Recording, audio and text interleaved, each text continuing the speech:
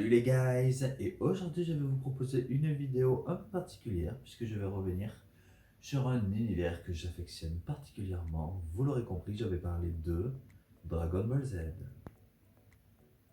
Non, sans déconner, je vais revenir sur Pokémon aujourd'hui puisque en ce vendredi sort le nouveau Pokémon Écarlate et Violet sur Nintendo Switch.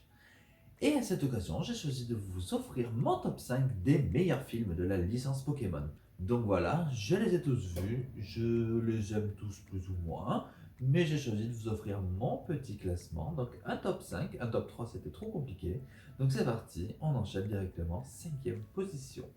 Cinquième position, je vais pas forcément vous faire des amis d'entrée, mais ça va être Pokémon I Chose You. Pokémon, je te choisis en français. Donc, de quoi va parler ce film? On va caler Pikachu, hein. De quoi va parler ce film? Eh bien, ça va être tout simplement un espèce de reboot, on sait pas trop, des premiers épisodes et surtout de la première génération de Pokémon. Je m'explique. Pour une fois, ça va être le premier film qui ne sera pas, entre guillemets, en continuité avec la série. Pourquoi je l'ai aimé? Tout simplement parce qu'il va réécrire les premiers épisodes de la série. Il va le faire avec la nouvelle animation de Pokémon. Une animation que j'ai eu du mal à accepter la première fois que je l'ai vue. En l'occurrence, c'est dans les saisons Soleil et Lune, pardon. Excusez-moi. C'était dans les saisons Soleil et Lune et cette nouvelle animation, j'avais eu du mal à vraiment à m'y faire. Puis sont venus les premiers combats et là je me suis rendu compte que vraiment pour les combats, je trouve que l'animation était vachement plus sympa au final. Donc je m'y suis fait. Même si Sacha, on dirait vraiment qu'il a rajeuni de 10 ans, mais c'est pas grave. Et cette nouvelle animation dans le film Je te choisis, eh bien je trouve que ça fonctionne du feu de Dieu. Et c'est aussi pour ça que je suis vraiment rentré dedans. Ça a permis de rafraîchir les films Pokémon, ça a permis de leur donner un nouveau coup de fouet, je trouve.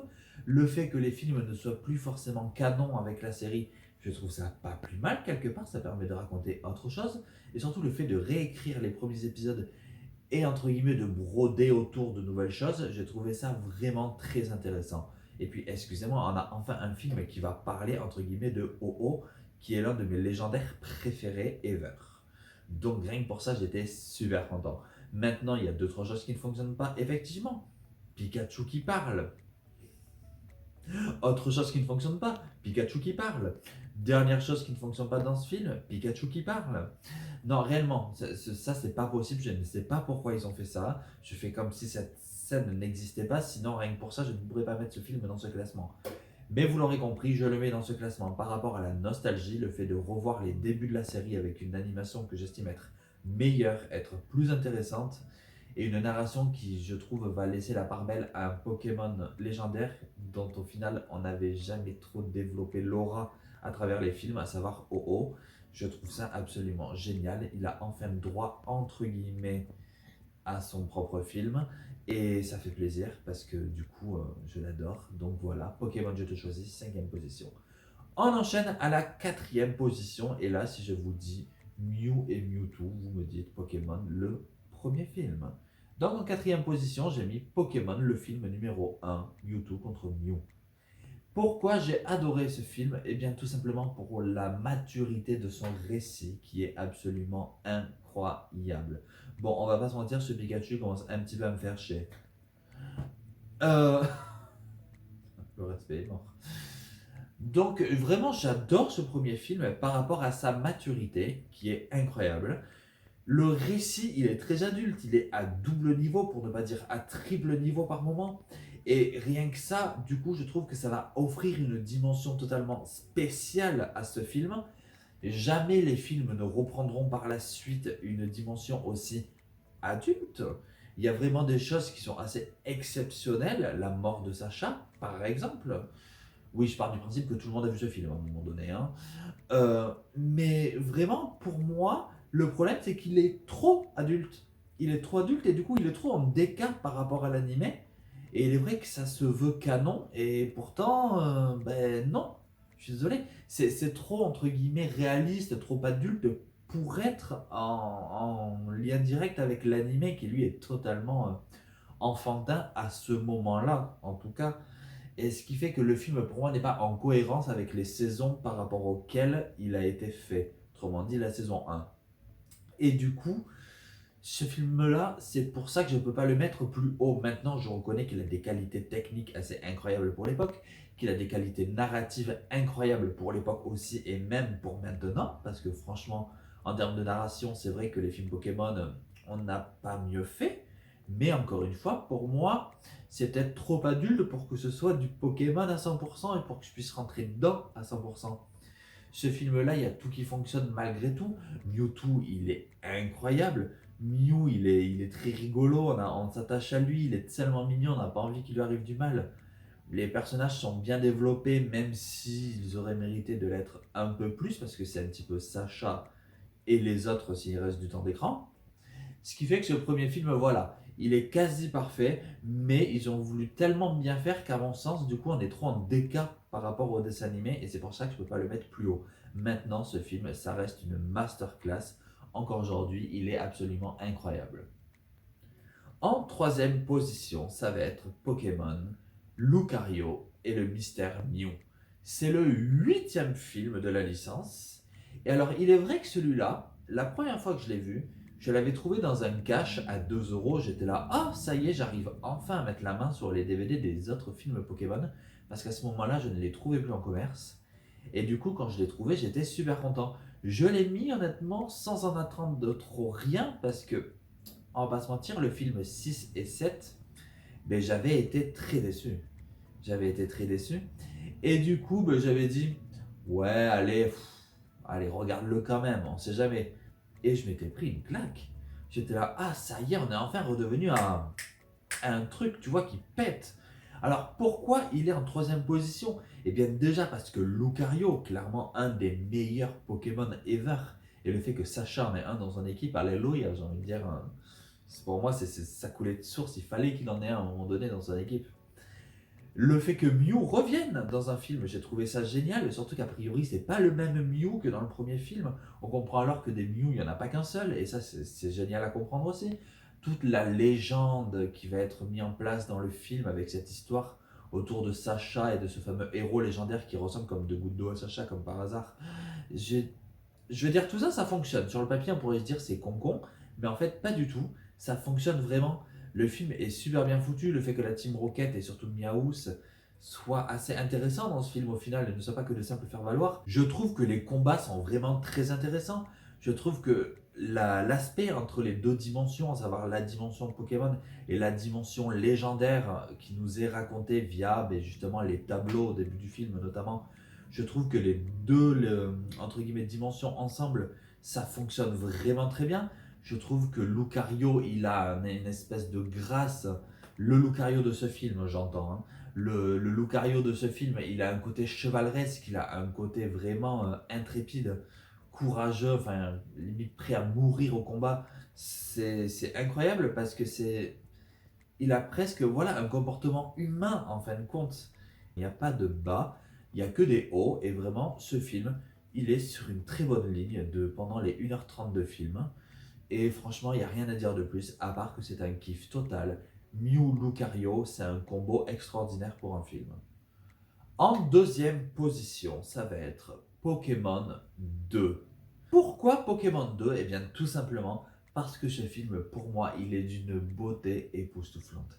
Et c'est vraiment ce que je retiens. C'est le film le plus poétique de toute la licence. C'est le film où les musiques sont les plus réussies de toute la licence.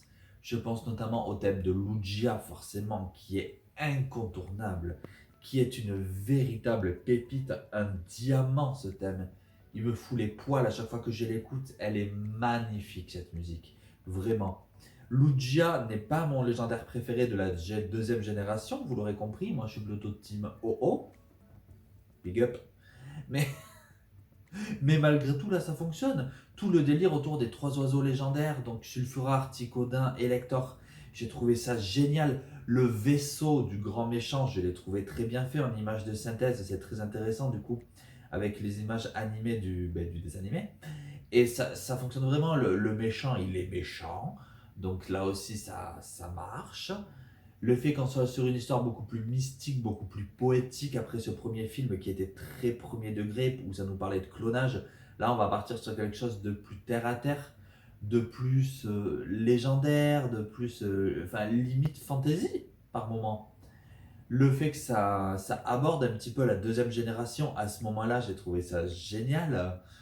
Le fait qu'on voit des personnages qu'on voit pas forcément dans la série à ce moment-là aussi, je pense à la mère de Sacha, au professeur Chen, c'est vraiment, ça faisait plaisir. On revoit entre guillemets Pierre.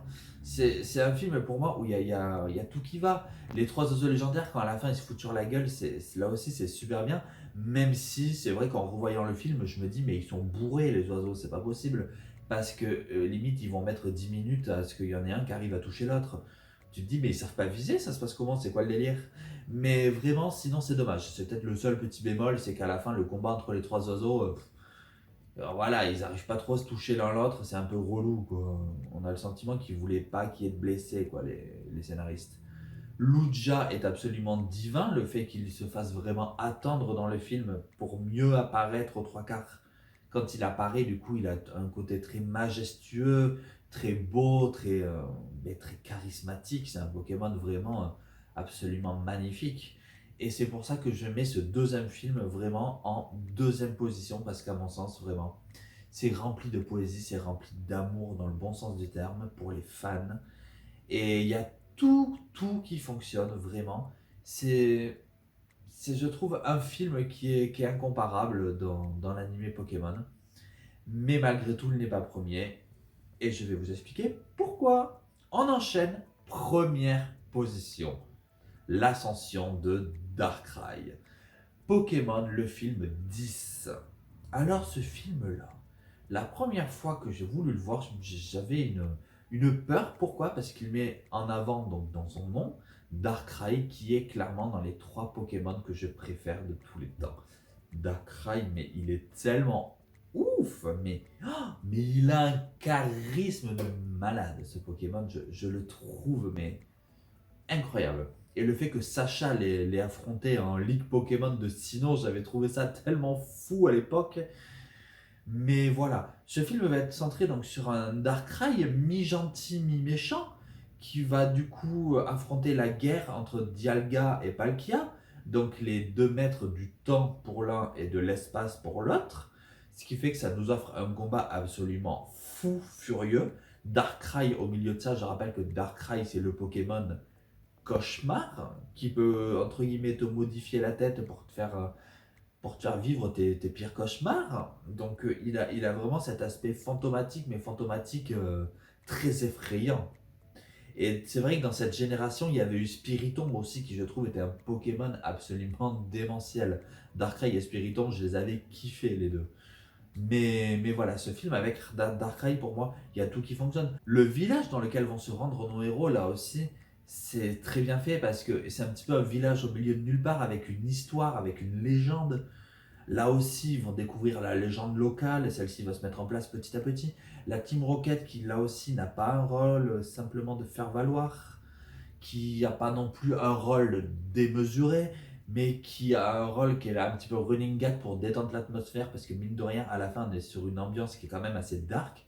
Et du coup, tu as la Team Rocket qui est là pour apporter une touche un peu plus légère, ce qui permet un petit peu de détendre le récit et de pas partir dans un délire trop premier degré. Donc vraiment, c'est hyper bien dosé grâce à ça. Il y a une blague qui me fera toujours éclater de rire. Je suis incapable de dire pourquoi, mais c'est quand la Team Rocket se retrouve face au Baron et que le Baron est devenu coup de langue et qu'il l'appelle Baron coup de langue. Que la Team Rocket veut l'interviewer. Ce passage m'a toujours fait rire, je ne sais pas pourquoi. Mais aujourd'hui, rien que d'y repenser, ça me fait rire. Mais voilà. Darkrai pour moi, alors non seulement c'est un de mes Pokémon préférés, mais en plus dans ce film il porte le film. Et c'est rare d'avoir un film Pokémon où c'est vraiment le Pokémon qui va plus porter le film que nos héros. Et là c'est le cas ici. Donc vraiment Darkrai, il est incroyable, il est fou, il a un charisme de dingue. Et il va nous offrir du coup ce rôle entre guillemets de médiateur entre Dialga, Palkia et entre une baston absolument géniale qui va opposer du coup le maître du temps et le maître de l'espace. Avec notre Darkrai national qui va se retrouver au milieu pour le meilleur et pour le pire et nous offrir du coup une espèce de climax démentiel. Et franchement, ce film, ben, c'est peut-être celui que j'ai vu le plus souvent parce que j'adore le voir, la tension monte crescendo et vraiment on ne s'ennuie pas une seule seconde. Donc voilà. C'était mon top 5 des films Pokémon. N'hésite pas à me dire ce que tu en penses. N'hésite pas à me dire si tu vas acheter le nouveau jeu qui sort aujourd'hui, Pokémon Écarlate et Pokémon Violet. N'hésite pas à liker cette vidéo si tu l'as aimé. N'hésite pas à t'abonner si ce n'est pas encore fait. N'hésite pas à commenter. Et enfin, n'hésite pas à critiquer. Parce que critiquer c'est bien, mais en version originale c'est toujours mieux. Allez. Salut!